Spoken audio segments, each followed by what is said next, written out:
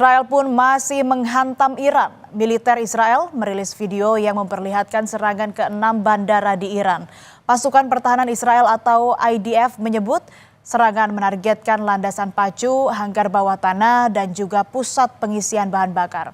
Sejumlah pesawat tempur Iran seperti F-14, F-5, dan AH-1 serta helikopter Iran dilaporkan hancur.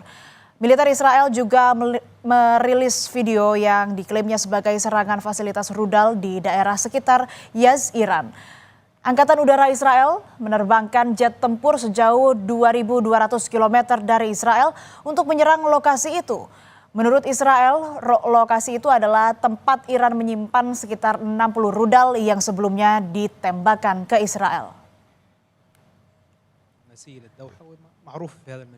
Serangan Iran ke pangkalan militer Amerika Serikat di Qatar memicu reaksi pemerintahan Qatar. Qatar mengutuknya dan mengklaim berhasil mencegat gempuran rudal Iran. Mereka mengecam agresi Iran dan menyatakan serangan ini merupakan pelanggaran terang-terangan terhadap kedaulatan negara Qatar.